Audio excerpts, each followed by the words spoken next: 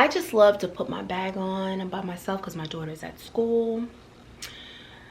I just put Brooklyn's my dog, I put Brooklyn in the cart, and we just let the spirits guide us as to what aisle we want to go in. We pick up things we didn't even need. Sis went in for celery and some apples and comes out $200 later. A happy little lad, okay? Welcome back to our channel, your favorite place for hauls, home decor, and all things homemaking. If you are joining us for the first time, welcome, and for those of you returning, we appreciate your support. Now, first things first, Happy New Year! It is 2022. I'm still thinking about the fact that Prince came out with a song years ago talking about partying like it's 1999. I remember when I first heard that song, I know I'm dating myself, I thought, oh my God, 1999, that doesn't even sound like a real year, right? And now we're literally 23 years later. Like, let that sink in. Let it sink in. That's crazy, right? Now, the other thing that I just have no words for, and I'm still trying to like internalize how we got back here, are the continuously rising COVID numbers. And I know this is a very touchy topic, but what I thought I should share with you guys are some best practices that I was able to envelop along the way from the last experience where we ended up doing remote learning. As a single parent, I feel that, you know, even if you do have even if you have a partner in the household, or if you have multiple kids and you're able to have them play with each other, there are a lot of things that I did not mentally prepare myself for, or that I did not know to consider, because you don't know what you don't know, right? And as these numbers are continuing to rise, I feel that we are in jeopardy of having remote learning again. Hopefully it won't be for as long a period, but I figured, why don't I share with you guys some great best practices that I plan to incorporate so that I can avoid that feeling of being overwhelmed or that feeling of burnout. So if you're interested in hearing some of these tips, stay tuned. Okay, so as I mentioned, we're gonna talk about some ways that we can help feel like we're having more of a proactive approach versus a reactive approach if we do end up having remote learning on a long-term basis. Now, we are in Atlanta, as most of you know, and we received a tweet a couple days ago from Atlantic Public Schools saying that they're going to delay in-person learning. There are several colleges in the city that has also delayed in-person learning, and typically when the colleges start that, it ends up coming down to the elementary level as well, eventually, if these numbers continue to rise. So the first thing I want you guys to think about is it will not be perfect. It will not be perfect. That is the first tip. It will not be perfect, and that is okay. And that is okay. Keep in mind that you are going through this, and so is your child.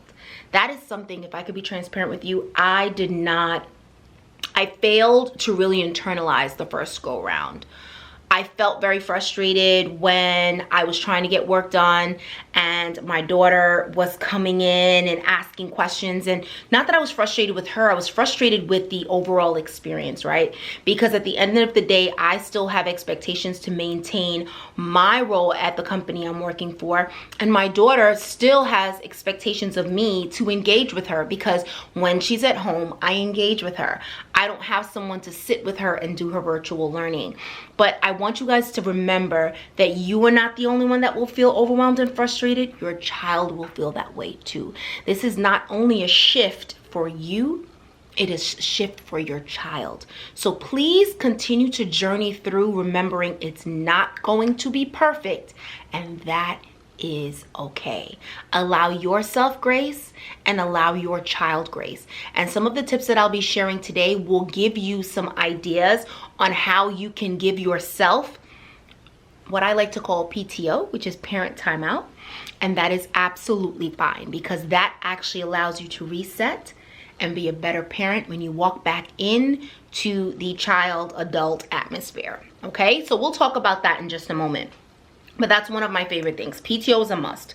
PTO is a must in the corporate world as paid time off, and it's a must in the mommy world, which is parent timeout, okay? So let's first go through, you'll see me look down because I'm looking at my trusty notes here. So the first thing that I want to take you through is how you start your day. Oh, so important. How are you starting your day? That is going to set you up for what the rest of your day will look like, okay? What is it that makes you feel like you have a great day? I'll tell you, for me personally, I love to wake up and I don't like to immediately jump out of bed. To be honest with you, I usually set my alarm maybe about 30 minutes before I actually have to get up so that I can be kind of lazy in the bed for a little bit longer, okay? That's what works for me, all right? And what I like to do during that time is I love to play a sermon. Sometimes I may kind of doze back off for that time when I'm listening to the sermon, or sometimes I'm just listening and I'm just taking it all in, and it really helps me put my mind at a sense of peace before I walk into the day, all right? I feel that when I'm able to do that, and then I am able to kind of get myself ready. Sometimes I'm listening to that sermon, because sometimes the sermon can be like 45 minutes, sometimes an hour long, depending on who you listen to. But what I like to do is I'll lay in the bed for a little bit. Then when I'm ready to get up, I'm still listening to it. I usually have my AirPods on. And then I head into the bathroom and I start my morning routine. But listening to that as I get ready really helps me feel like I'm starting off my day with a strong footing. So look at your life and think about what allows me, or what almost guarantees me, a good start to my day. For some of you, it might be picking up a cup of Starbucks coffee, or it might be having some tea and listening to some meditation, meditation while you're drinking tea before your kids wake up in the morning. That might be the way you get your footing before you start your day. Or it might be maybe just having some pillow talk with your spouse or your partner right before you get out of bed. That might make you feel like you have your good footing to start the day. Whatever that is, tap into it and own it, right? Now, there are going to be days you may wake up late. Listen, life is not perfect, right? What did I start off with? It will not be perfect, and that is okay, all right? So there are going to be days where you're like, oh my goodness, I woke up late, or you know what, this morning I'm just not, I'm kind of feeling a little off. Maybe I don't want to listen to a sermon. Maybe I want to listen to a little something funny. Or maybe, you know what, I don't have time to stop at Starbucks. I'm running a little bit late. Or maybe money's a little bit tight. I can't do Starbucks every day. I'm going to make coffee by myself. That is fine. But on more days that you can versus when you can't, try to start off the day in the way that you know will set you up for success. And for everyone, as I mentioned, that might be different. But what I'd love for you to do is comment below with what you need in the morning to start off your day. Okay, the next thing, get creative, okay? Get creative with the way you operate within your household. The first thing I'll talk about, now you guys know I love to talk about food. Okay, and it's funny because as I'm talking about it, I literally just got a notification from Walmart Plus. This is not sponsored, but this is exactly what I was going to talk about. So it's actually twofold. First, let's talk about getting creative with your meals, okay? Get creative with your meals. What that means is maybe, and again, every household is different. I'm not sharing this with you to shift how you move in your household 100%. But sometimes there are just some really great nuggets that'll help you feel like you can navigate through your day better, okay? Now, getting creative with your meals, this is what I mean. Let's say on Sunday you make a baked chicken, okay? Now, you might make a baked chicken, might be a really big chicken, might be enough to feed like 6 to 8 people. But you don't have 6 to 8 people in your house. You may have yourself, your partner, and 1 child. So that's only 3 of you, okay? Now, you can choose to say, I'm gonna just keep, having the same meal every day until it runs out. Or you may say, we had this Sunday night. We may have it again Monday night. On Tuesday, I still have some chicken left over, and I know that my child is virtual, right? So that means now you have to prepare more meals at home, and you know these kids are always hungry. Okay, I always call my daughter just like a mini football player. She's always hungry, okay? So with that being said, I have to prepare differently, right? And we'll talk about the groceries part later. But for the food, maybe for lunch, I'm gonna say, I'm gonna make a chicken quesadilla. I'm using that same chicken. I am repurposed queen. Sis, I'm repurposed queen. I'll tell you exactly what I'll do. Rotisserie chicken could be tacos one night or for lunch, whatever, right? It could be a chicken quesadilla. It could be a topping for my salad. Like I'll make my regular salad, and then maybe I'll just heat up the chicken. I love eating warm meat in my salad. It could also be the boning of it, like the back of the chicken, I could use as the base to start some chicken soup. I could have chicken pot pie. Look at how many things we were able to, how many ways we were able to repurpose that baked chicken you made on Sunday versus having the same exact thing Monday through Thursday until that food is done, because then you start to get tired of the chicken, right? So it's okay. You can go ahead and get creative, right? So Sunday, Monday, maybe you have the same thing, and then Tuesday you say, okay, now I have the bandwidth to cook. I'm gonna make that chicken quesadilla. Chicken quesadilla, guys, takes all of 15 minutes. You heat up that taco, you put a little bit of bread on that, a little bit of butter on it, you lay that taco out, you add some cheese, you throw in some chicken, you close that up. The kids love it, and it's simple, right? That is something that can help repurpose that chicken. So that's my next tip, getting creative with your meals. Now, how are we getting these meals, right? Here's the thing. I am big on finding ways that I can automate certain ways that I operate within my home. What does that mean? Pre-COVID, I just love to put my bag on and by myself because my daughter's at school. I just put Brooklyn's my dog, I put Brooklyn in the cart, and we just let the spirits guide us as to what aisle we want to go in. We pick up things we didn't even need. Sis went in for celery and some apples and comes out $200 later. A happy little lad, okay? That's pre-COVID. But now with COVID, I really have become a hermit. I try to avoid going to the store if I don't have to. There are going to be certain times I have to go outside of my home, right? But if I don't have to, I really try to avoid it because I'm trying to stay safe. Yes, I am vaccinated. For those of you that don't agree, you can save your comment. Save your typing fingers for something else. I'm vaccinated, so is my daughter. However, I still want to stay safe because, as you know, these different streams, because people continue to not wear their mask and don't want to be vaccinated, these streams are going to continue to happen. So with that being said, I'm staying home and I'm okay with it. And I'm grateful to God that my bestie Amazon Prime at Walmart Plus is holding me down in the interim, right? So set the scene. We are virtual learning, right? And I need to get groceries. This is how I compile my list. I used to have a little notepad on the, and actually I still have it because I keep it for other things, but I used to have this notepad on the kitchen, on the fridge. And what I would do is anytime I ran out of raisins, I just write down raisins. Oh, I ran out of milk, write down milk. Now I skip that step. Let me tell you what I do. I have Walmart Plus. I believe it cost me maybe like $120 for the year. This is not sponsored, guys. This is mommy talk. We're having mommy chat here, okay? If I run out of raisins, I just pull up the Walmart app, I type in raisins and add it to my cart. If it takes me 30 seconds, it's long. And this way, when it's time for me to place my order, I don't have to run around with, oh, what is it that I need? Oh, I forgot, blah, blah, blah, blah, blah. I could literally just go to my cart, hit checkout, and what I love about it, because they definitely upsell you, but I love it, is they'll say, here are some things that you got the last time you ordered. And it might be like my random things that I always get, like scallion, tomato, salmon, milk, cheese, whatever. And then I can look through there and say, oh yeah, you know what, I could use this. No, I don't need that. I don't need that. Oh, I could use some mushrooms, so forth and so on. I put it in my checkout. Usually it is available by the next day.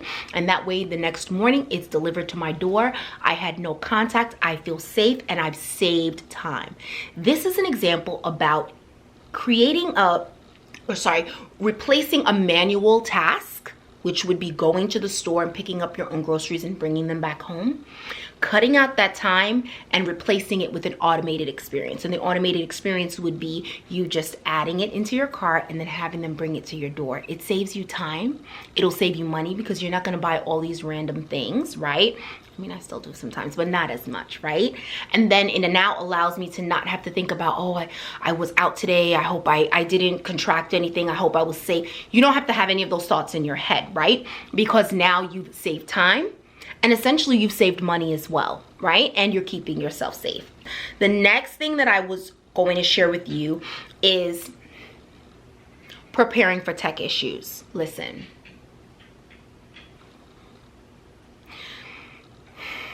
I want to say this in the most politically correct way. So I will not tell you the county that we're in. However, when we went to the virtual experience last year, I get it. It's new for everyone. I get it. It's new for everyone, all right? Now, it was our first year doing public school because Peyton was in pre-K earlier that year at a private school. All right. So now starting this new school year, she was going to be in kindergarten. I know you guys are doing the math and you're probably thinking, how was she in kindergarten last year, but now she's in 2nd grade? She did get skipped. I'll place that video here, but that's not really the important part of the story. The point is, when we started kindergarten, it was virtual. So there were a lot of variables that, again, in hindsight, I look back and I did not allow my daughter enough grace for, because there was a shift in teachers, a shift in schools, a shift in expectations, and I really did not think about how that would impact her socially. It definitely impacted her behavior, and so that's something that I did not prepare for. That's kind of a side note. I didn't really think about that. I kind of started to get a little bit frustrated, and then I had to step back and say, wait a minute, hold on. Just like this is a shift for me and I'm getting frustrated, this is a shift for her as well. She's used to being able to be right next to her friends. Some of the kids, it was so cute, when the teacher was having technical difficulties, which was the majority of the time, they would just start talking to each other. And it's so funny because I'm thinking, if this was in person, that's probably what they do, right? You turn to your neighbor and you'd start talking to them. But unfortunately, they don't have that option when they're virtual. Now, school is supposed to be, I think it started at 8 a.m. and it was supposed to be until 12:30. First of all, you guys know, typically school is, whether it's like 7:30 to 2 or 8:30 to 3 or whatever it is, right? It's typically around, I would say about 6 hours, 6.5 hours a day. They were already cutting it short and only giving us time from 8:30 to 12:30. From 8 to 12:30. Then they would have times where there were technical issues. You could not log into the system. They could not get everything resolved until around 9. And then when they would be changing classes, because they still had them changing for their extracurricular classes, they would have to sign into different Zooms. There would be technical issues, and then sometimes school ends at 10:30. You started at 9 and you ended at 10:30. Sis, what am I supposed to do? Because my job is still 9 to 5. Hello, right? So I say all that to say, plan for technical issues. This way, and this is the way I kind of keep my anxiety at bay, because I do suffer with anxiety, but I keep it at bay by being proactive in my approach versus reactive. Because imagine if her class ends at 10:30, I'm in the middle of a call and I have like 4 calls after that. What does my daughter do? I can't tell her, don't talk to me for 4 hours because I have to do these calls, and I'm a single parent. So in that instance, when I saw this started to be a pattern, that they were more offline than they were online, what I did was I invested in a couple supplemental tools, if you will, right? And these things are affordable, guys. Again, none of this is sponsored. This is just from one mom to another mom, okay? Here's what I did. Educationcom, lifesaver. If you have a printer at home and you know, or again, I don't know financial responsibilities, but if you have a printer at home and you can afford to, you know, buy some extra ink and print out a few things, I used to have just a couple packets ready. Okay, and then when if she ends early, and it's usually aligned with what she's doing, if she ends early, guess what?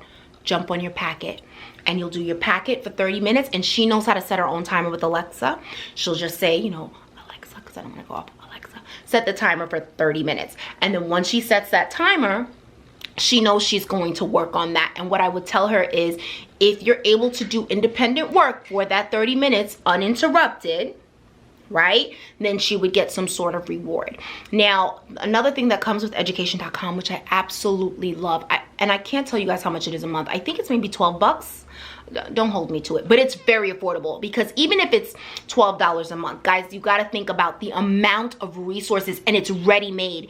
You can even type in 3rd grade and it'll give you a weekly packet for 3rd grade. And when everything went virtual, they had weekly packets to align with that shift, which I absolutely loved. In addition, they also have an app. Sis, the app is full of games. So a fun game that I've seen, I mean, it's so cool how they teach them. For example, it's something like, you know, let's say it's counting. Let's say they're learning how to count. And it'll say, you know, you own a pizzeria, and you're making pizzas, and this person wants they want 5 mushrooms and 6 pepperonis on their pizza. So you have to drag the mushrooms and the pepperonis versus like doing regular worksheets where it's like 1, 2, 3, 4, 5, 6. It's so much fun. Or fractions, using that same kind of example. It might be like they want half mushrooms, they want half pineapple, right? And then she's able to put that on, and then if she puts it on more than half, it'll show her, no, that's 3/4, you should only do it on half. It's so cool, so cool. So they feel like they're playing games, but they're actually learning, right? Invest in an online tool for them. That was a really great lifesaver for me, because as I said, we had so many days where she only learned for an hour. Or and then remember last year when we were, oh well, I don't know how you guys, comment below if you had a similar schedule. They only had school on Monday, Tuesday, Thursday, Friday, so they were off on a Wednesday. Okay, so imagine they had school for an hour and a half on Monday and Tuesday, then they're still off on Wednesday. What am I doing with her all day on Wednesday? So she actually looked forward to it. Another thing that I use is something called Osmo. Now that's a game that you attach to your iPad. I will include that link. I'll actually include my Amazon link below, because Peyton absolutely loves it. There's several different things within there. Do you guys see, by the way, this is so random. My daughter made me this bracelet. Come on, guys. Who needs Chanel when you've got this? I mean, honestly, guys, should she start her own business? I'm just joking. You know your mom when you have to wear out all the things that your kids make for you. You guys know the whole thing. Anyway, all right. So, what was I saying? So for the Osmo, I love the Osmo. I will put the link below. What I love about Osmo is that there are several different types of things. They have tangram options. They have reading. They have math. So there are these different tiles, and there's a projector that links to your iPad, and they're able to play these different games. Now she's doing coding, and it's all through games. Guys, I live for these things, okay? And let me tell you something. Even when she returns to school, she still does this. Peyton has school every single day with me. Every single day. It does not matter. And actually, I lie. Not on the days that she has competitive cheerleading. But other than that, she still does school for at least like 40 minutes a day. Now, 40 minutes a day, let me tell you, during the week, it's fast. Why does it go fast for her? Because she gets to do Brainsy. Okay? She does the worksheets on the weekends. This keeps her mind going. She is advanced. And this allows me to continue to stretch that learning for her, because what they're teaching her in 2nd grade right now, she's a little bit ahead of it. And as you guys well know, comment below if you agree, you know that if you don't continue to instill things in these kids, they forget. And she really loves it because I make it fun. I include, it's not just worksheets, it's not just flashcards and drills, right? She has fun doing all different types of things, so she loves it. I'll include that Osmo for you guys. You will love it. The last thing I will tell you, this is our last tip, and then I will close out. Figure out a way to do safe play dates. Figure out a way to do safe play dates. These children need social stimulation, and they're going to be missing it, and it will impact their behavior, and you don't want that. It's going to make it frustrating for you and for them. Please figure that out. As soon as I started seeing these numbers continue to rise, I reached out to 2 parents who I absolutely love. They are part of my village. It literally takes a village to raise a child. I cannot do it on my own. And I reached out to them and I asked them, I said, hey, listen, are you okay with doing safe play dates? You know, as long as we don't have anyone in our family, of course, that's testing positive for COVID. Maybe we could find a way to keep them safe and have them play together, where it's like at a park, they keep their masks on. We can just sit around, social distance, and kind of catch up and just let them be able to play. The kids need their social interaction. Guys, that's key. And that's something that I failed to do because I was so fearful. I was so fearful for our health. And so that's the last tip that I will close out with. I appreciate you guys for staying with us until the end. Make sure you comment below with something that you plan to incorporate if your children do end up going back virtual this year. I would love to hear it. As you know, we're a community and we can learn and grow from each other. And also comment below if there's something that resonated with you that I talked about today.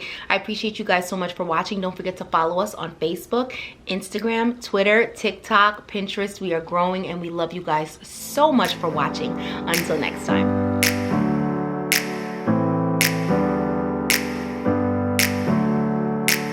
Never up, never down, never.